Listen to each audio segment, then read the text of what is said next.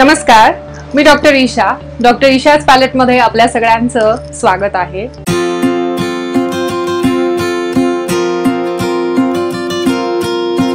Acidity म्हणजे काय आणि अपचन म्हणजे काय हे मागील एका व्हिडिओमध्ये आपण बघितलं. आता या व्हिडिओमध्ये आपण बघणार आहोत की अपचन टाळण्याचे साधे 5 उपाय कुठले. मुळातच आयुर्वेदानुसार कुठल्याही रोगाची निर्मिती किंवा उत्पत्ती ही पोटातून होत असते.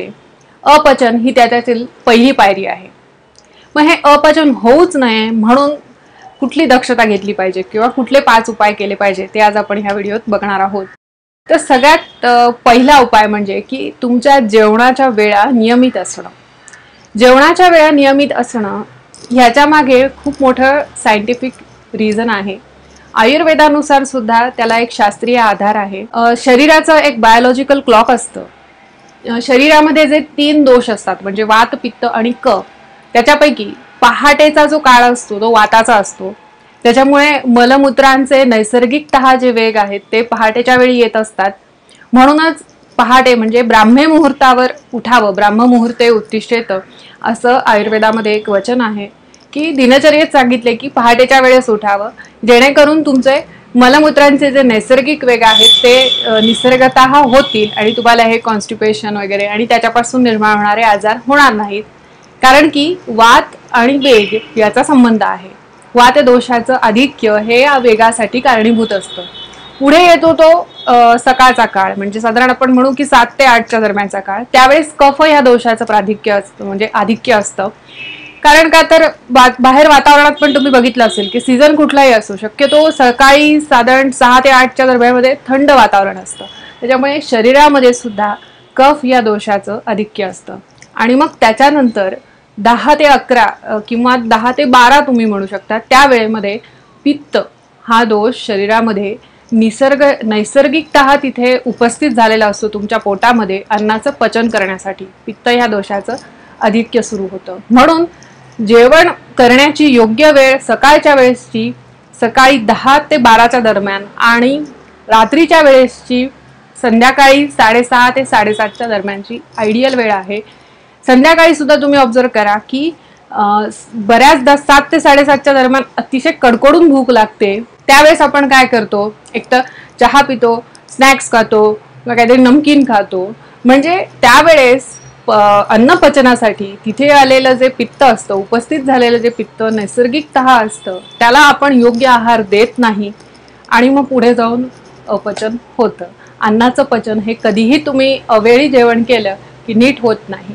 दुसरा उपाय अपचन टाळण्याचा तो म्हणजे की जेवणानंतर लगेच पाणी न पिणं. बऱ्याच जणांना सवय असते की जेवणानंतर अगदी तांब्याभर पाणी पिऊन घेतात. ही अतिशय चुकीची सवय आहे. आपण ज्यावेळेस जेवण सुरू करतो त्यावेळेस अन्न पोटात गेल्यानंतर काही अवस्थांमधून जात असतं. त्याच्यामध्ये जेवणानंतरची एक अवस्था असते ती पच्यमानावस्था म्हणतात की जेवण त्यावेळेस आपण जे काही आहार घेतलेला असतो ते पचत असतं. तर अन्नाचं पचन नीट व्हावं, पचन नीट झालं तर शोषण नीट होणार आहे आणि शोषण नीट झालं तर शरीराचं पोषण नीट होणार आहे. म्हणजे अन्न पचन, त्याचं शोषण आणि मग पोषण ही जी साखळी आहे की डायजेशन, देन ॲब्सॉर्प्शन आणि मग ॲसिमिलेशन आणि मग सगळ्यात लास्टला बॉडीचं न्यूट्रिशन, ही जी अन्नपचनाची साखळी आहे ती बिघडते ज्यावेळेस तुम्ही जेवणानंतर पाणी पितात. कारण की पाणी प्यायलं की तिथं आलेलं जे पित्त आहे किंवा तुम्ही डायजेस्टिव्ह ज्यूस म्हणा तो डायल्यूट होतो आणि मग अन्नाचं पचन नीट होत नाही आणि मग अपचन होतं. म्हणून दुसरा सोपा उपाय म्हणजे की जेवणानंतर लगेच पाणी न पिणं. जेवणानंतर मग कधी पाणी पिऊ शकतात तर तुम्ही अर्धा ते पाऊण तासाने पाणी पिऊ शकतात आणि नैसर्गिकरित्या तुम्हाला त्यावेळेस तहान सुद्धा लागते. तुमची बॉडी तुमच्याकडनं ते पाणी मागून घेते. त्यानंतरचा तिसरा उपाय की तुम्हाला अपचन होऊ नये असं वाटत असेल तर जेवणानंतर गोड खाणं कटाक्षाने टाळा. डिझर्ट ही जी संकल्पना आहे ना ती भारतीय नव्हे, ती पाश्चात्यांचं अंधानुकरण करण्याचं जे उत्कृष्ट उदाहरण आहे ते म्हणजे डिझर्ट.